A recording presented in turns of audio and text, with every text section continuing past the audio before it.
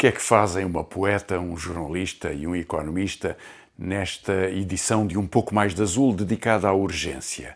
Pois Rita Taborda Duarte fala-nos da poesia em prosa de Darwish, um autor, um grande escritor palestiniano. Fernando Alves fala-nos da urgência de ir mais devagar e de viver melhor. E eu quero falar-vos das urgências desta campanha eleitoral numa Europa tão dividida e tão ameaçada, por vezes por si própria, e da urgência de pensar uma liberdade.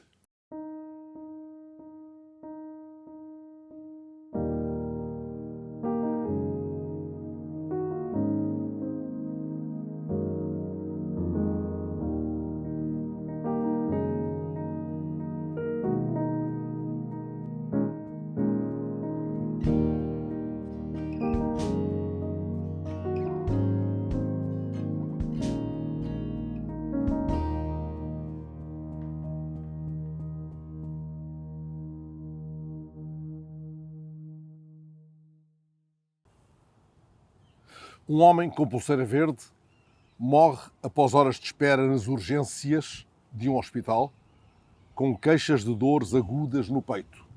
Aconteceu há poucos dias no norte de Portugal. As horas de espera terão sido resultado de uma apressada ou descuidada avaliação. Ora, a ideia de pressa é aquela que menos casa com a ideia de urgência. Também por isso é paradoxal e desconcertante, para lá de condenável, o apressado encerramento das urgências. A União Europeia acaba de reclamar de Portugal urgência no cumprimento de regras em áreas como a do mar e a da energia. Em causa estão projetos que podem vir a ter impacto na Rede Natura 2000, mas também atrasos na definição de planos de ordenamento do espaço marítimo. Em algum momento, a urgência real ficou encalhada na pressa distraída dos burocratas. Essa pressa adormece em gavetas fundas ou em discursos de monótona pompa. Amanhamos mal e parcamente o casamento das palavras com as ideias e com as intenções proclamadas. Num dos poemas inconjuntos, Alberto Queiro declara que não tem pressa. Pressa de quê? Pergunta. Pois se nem o sol nem a lua têm pressa.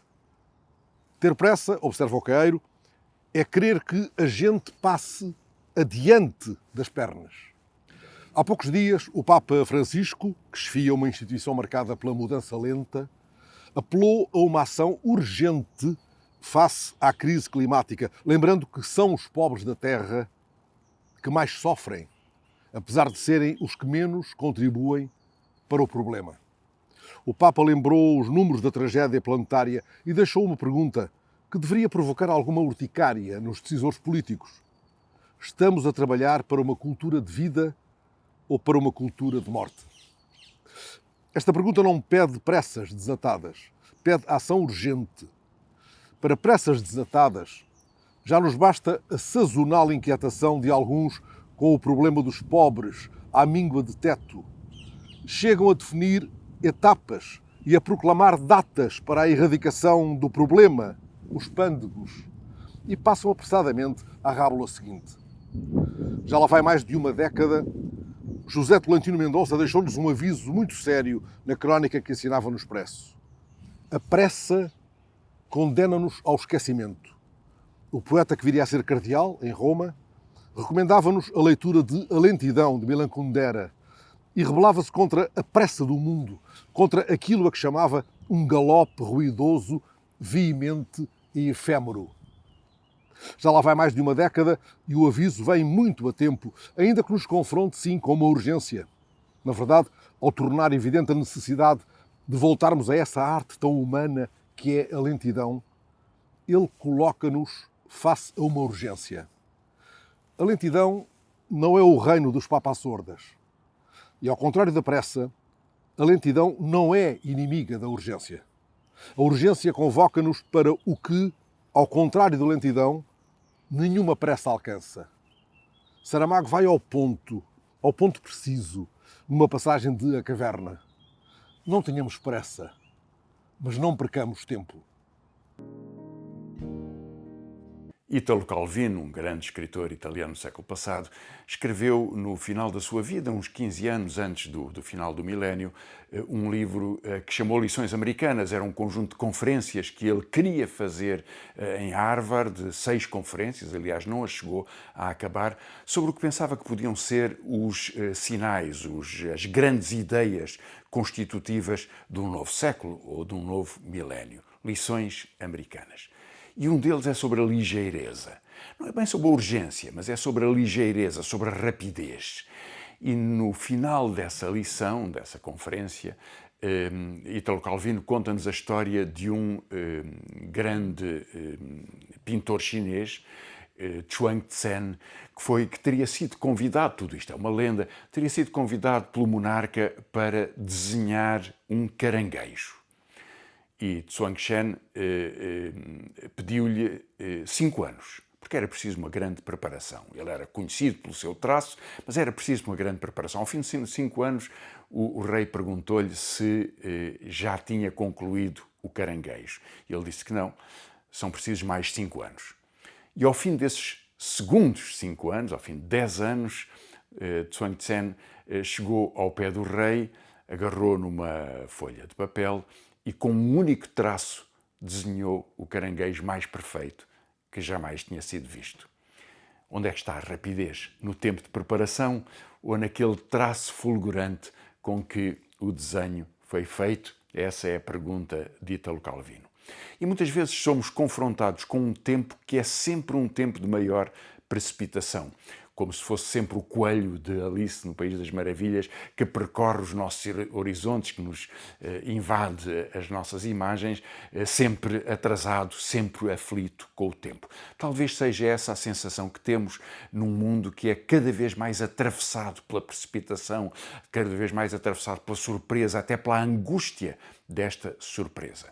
E eu queria-vos falar de 2 dessas angústias ou 2 destas precipitações, deste sentido da urgência, daquela urgência que nos atropela, não aquela a que o Fernando Alves se referiu como o do tempo descansado da nossa vida. Ao contrário, exatamente, a urgência que nos está a atropelar. E a primeira é sobre o que se tem passado nos últimos dias em Gaza.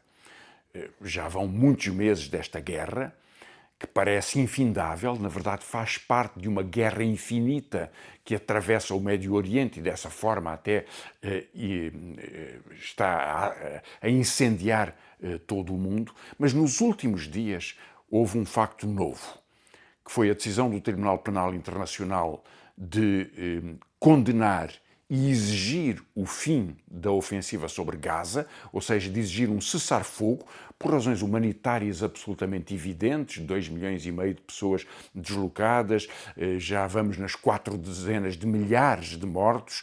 Nunca, nos últimos 5 anos, somando todos os conflitos de todo o mundo, em todas as circunstâncias, morreram tantas crianças como nestes meses em Gaza, e o Tribunal Penal Internacional, que está, aliás, a estudar um mandado de captura contra Netanyahu e outros dirigentes do governo israelita, decidiu para já obrigar o governo de Israel a suspender a ofensiva.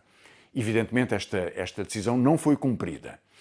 E poucos dias depois, porventura, aliás, para mostrar a continuação da ofensiva, Israel bombardeou um campo de refugiados numa zona que tinha declarado que era segura para que os fugidos dos seus outros bombardeamentos pudessem sobreviver.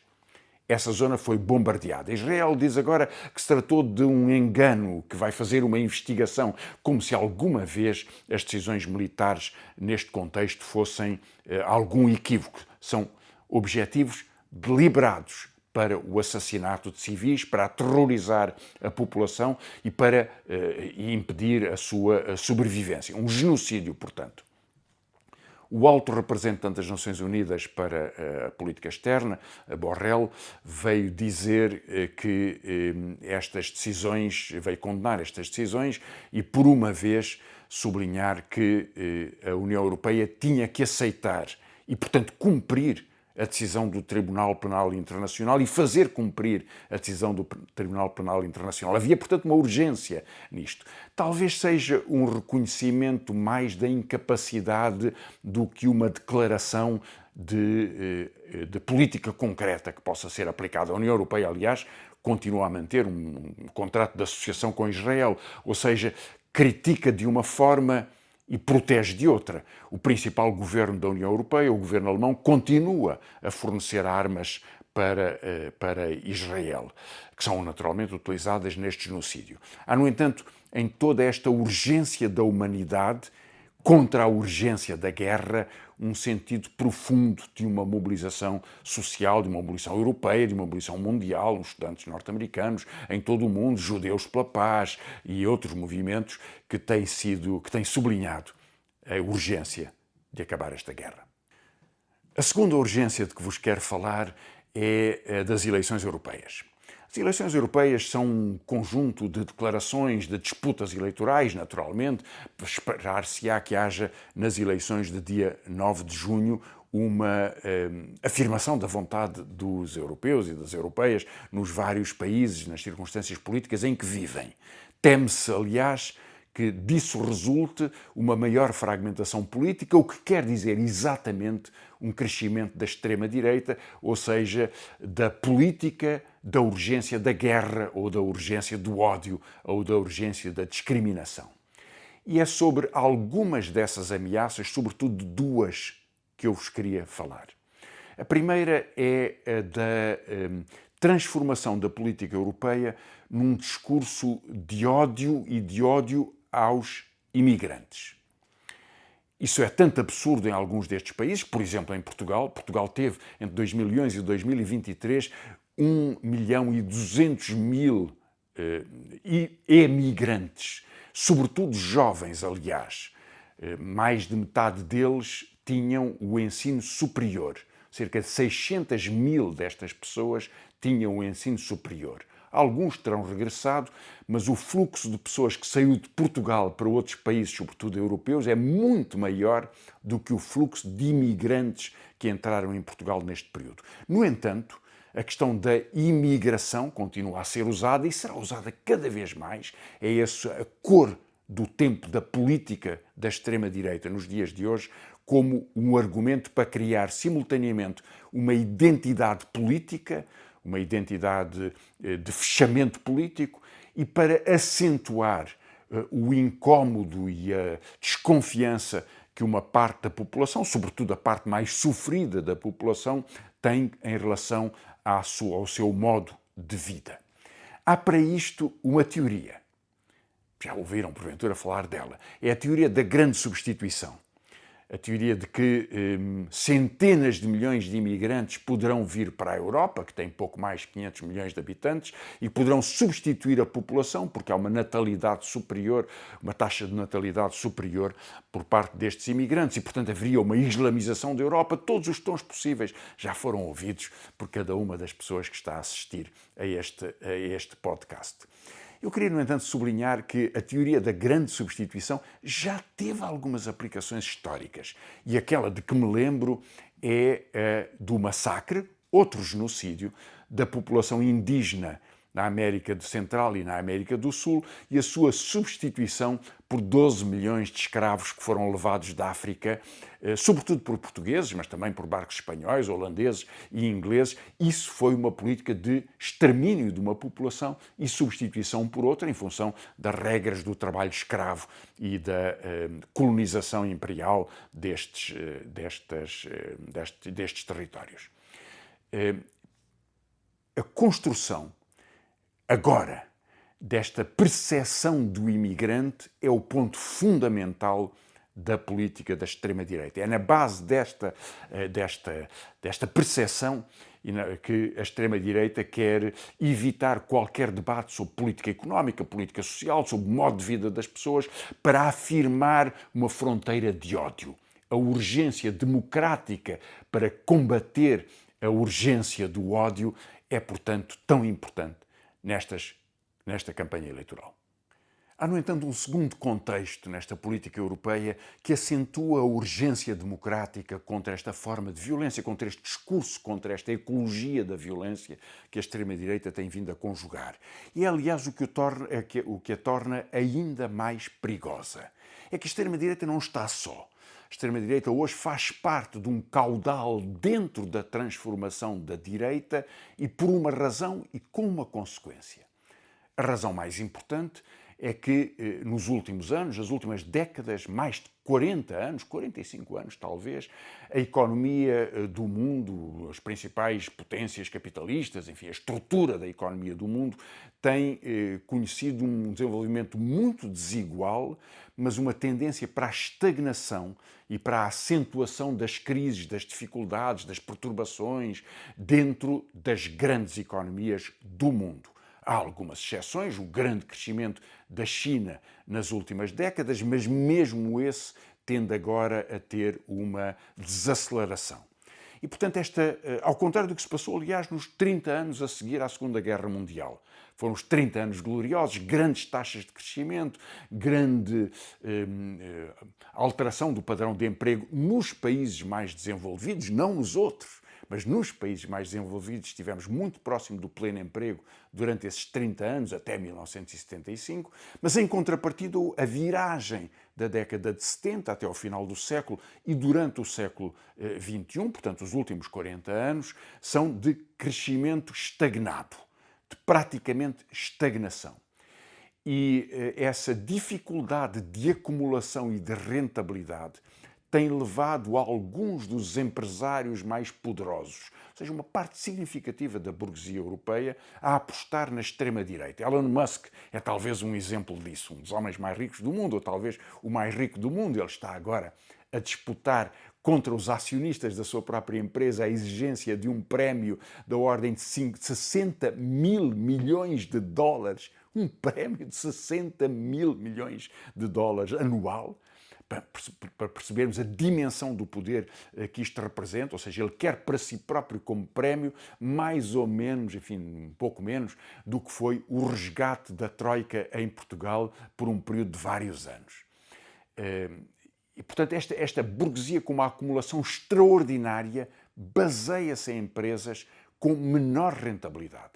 E essa é uma razão para que este capital passe a apoiar a extrema-direita. Precisa de ter uma forma de imposição de disciplina, de medo social, para que os salários baixem, para que os jovens se habituem à precariedade de um salário de 1.000 euros, mesmo depois de muitos anos de qualificação. E este temor social, esta forma de prender a sociedade numa vida pobre, exige que haja um bastão, e esse bastão é a extrema-direita. Em alguma medida, na campanha eleitoral, há uma contaminação generalizada desta percepção de que a extrema-direita vai crescer e, crescendo, faz parte de uma capacidade muito maior de impor regras ou de impor políticas à direita. E queria-vos dar alguns exemplos sobre isso. O mais evidente, o mais conhecido de todos, é o caso de von der Leyen. E da declaração de von der Leyen, aqui justificada por Sebastião Bugalho, não seria de esperar outra coisa, de que deve haver 3 critérios fundamentais para delimitar as alianças no futuro Parlamento Europeu e na escolha da Comissão Europeia pelos países que se sentam no Conselho Europeu. Diz ela que essas 3 regras são o apoio à Ucrânia, são o Estado de Direito e os valores europeus. Bom, o Estado de Direito e os valores europeus são conceitos tão vagos que permitem, neste contexto, incluir a extrema-direita italiana, a primeira-ministra Meloni, e também alguns outros partidos europeus dessa família da extrema-direita. Como repararão, o ponto que fica de fora destas regras é, por exemplo, o da igualdade e da democracia, ou seja, dos direitos das mulheres. Segue-se a lei, Estado de Direito, mas a lei pode ser a discriminação das mulheres. E a razão para o fazer é que Meloni tem aplicado medidas para limitar o acesso aos direitos reprodutivos das mulheres, em particular permitindo, por exemplo, uma ideia absolutamente estrambólica, que ativistas anti-aborto possam entrar nas clínicas e nos serviços públicos onde as mulheres, se decidirem abortar, assim o fazem, para as tentar convencer a abdicarem da sua decisão. Esta ideia é, evidentemente, uma ideia de guerra, de pressão, e de pressão psicológica em particular. Outros países não se atreveriam a fazê-lo assim. Assim vai ser em Itália. Mas esta regra fica excluída dos critérios de von der Leyen. Portanto, pode haver uma aliança com uma extrema-direita que esmague os direitos das mulheres ou que altera regras da punição da violência de género ou da violência doméstica, porque isso não faz parte dos limites e das fronteiras de von der Leyen. Surpreendentemente, mesmo entre os socialistas europeus, começa a surgir esta ideia de que uma aliança com esta parte da extrema-direita é viável. Teresa Ribera, que é número 2 da lista do Partido Socialista Espanhol às eleições europeias, veio dizer exatamente o mesmo. Pode haver uma aliança com a extrema-direita, pois veremos, em função das contagens dos votos, e diz ela, e estou a citá-la, porque pode haver uma incorporação na normalidade de uma parte desta extrema-direita. Bom, e depois há finalmente o exemplo liberal. Um dos principais partidos liberais da Europa, o Partido Liberal Holandês, aceitou fazer parte de um governo com a extrema-direita. É como se na Holanda houvesse um governo dirigido pelo Chega e com a participação de Coutinho de Figueiredo, dos liberais. E essa extraordinária composição governamental na Holanda tem ainda a particularidade de que ela é decidida por um homem, o chefe do Partido Liberal Holandês, que foi uma das principais figuras do Conselho Europeu e da família europeia liberal, Mark Rutte, que vai ser o secretário-geral da NATO, porque é apoiado pelos principais partidos. Portanto, pelos principais países, por Biden ou por Macron, pelos governantes alemães. Portanto, numa palavra, o homem que levou o seu partido liberal para um governo da extrema-direita na Holanda é aquele que vai ser recompensado com o cargo de secretário-geral da NATO, uma das posições mais importantes na estrutura militar a nível internacional. O que há de comum entre todos eles, aquela socialista, este liberal e outros governos, particularmente da família de von der Leyen, a família da direita, é uma concessão à extrema-direita no abandono dos direitos fundamentais, direitos humanos, direitos democráticos, respeito, igualdade, direitos das mulheres, e aceitando desse ponto de vista, fazer da Europa uma urgência da discriminação.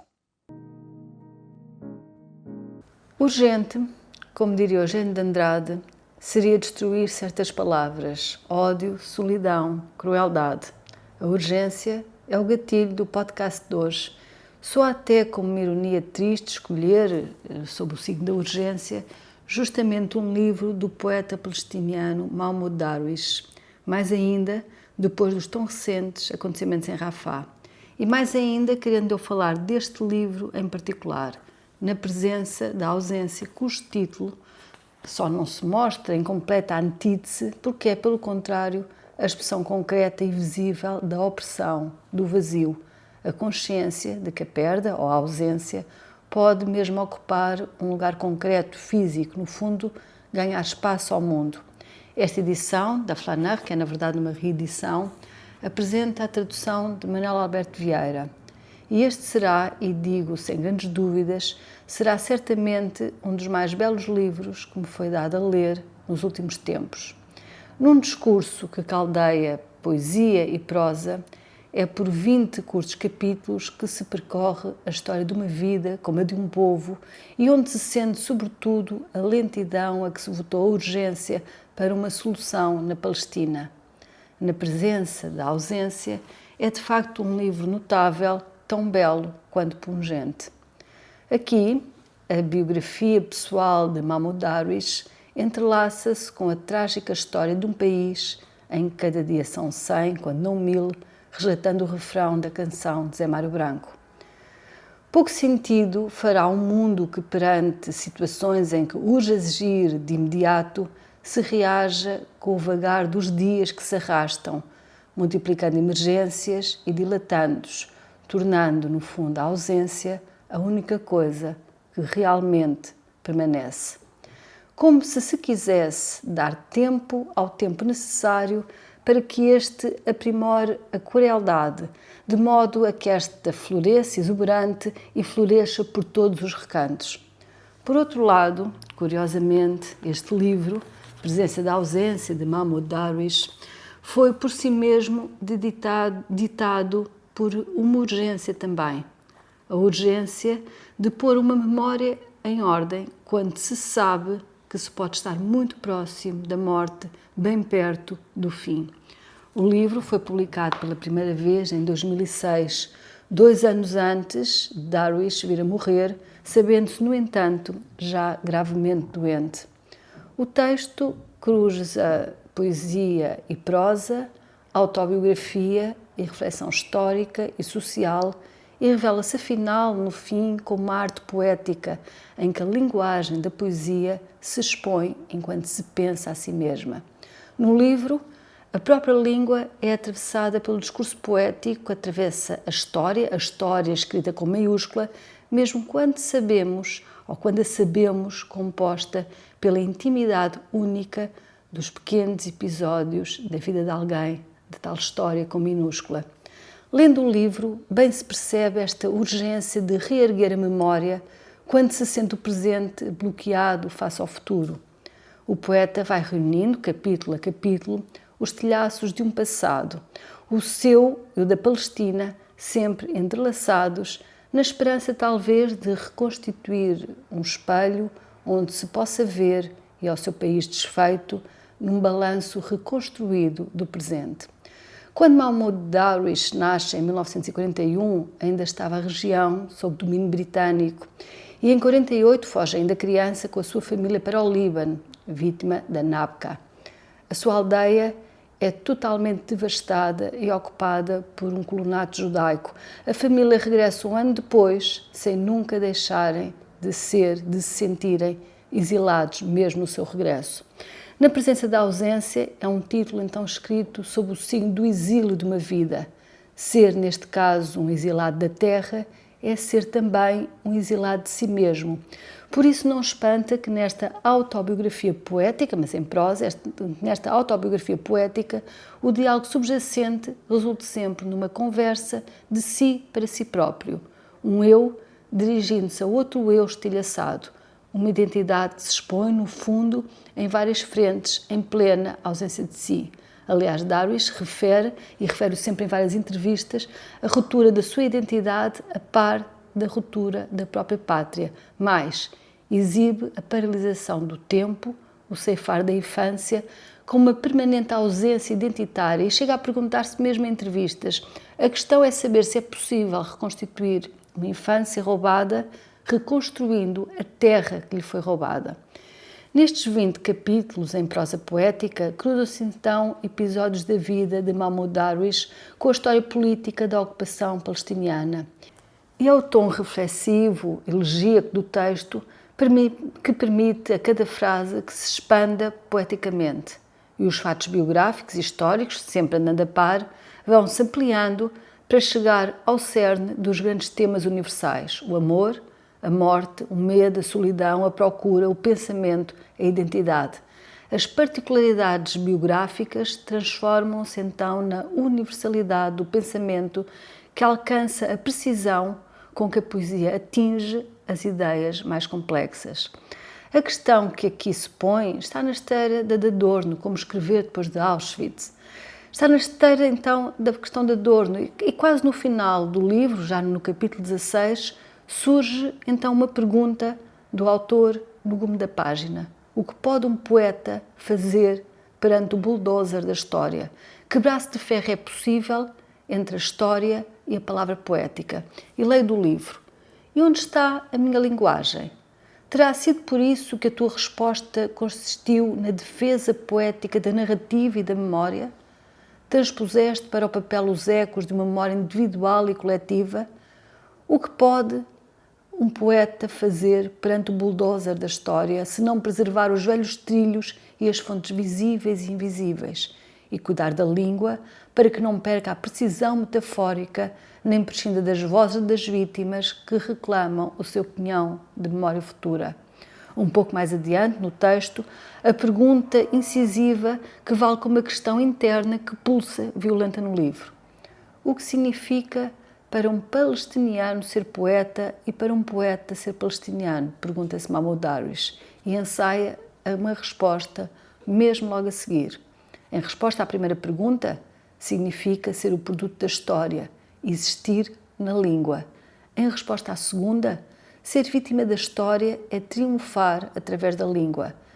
Mas ambas, nas coisas, são uma só, a um tempo indivisível e incompatível. Neste momento crucial do texto, a reflexão vem a propósito da questão do exílio e do retorno, ou dos exílios, dos seus retornos e dos seus significados pessoais, assim como teóricos. Por ter aderido ao LP desde os anos 70, que Mahmoud Darwish estava proibido de entrar em Israel.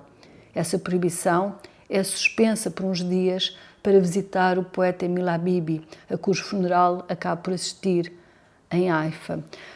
Portanto, é esse o contexto em que surgem estas perguntas no livro.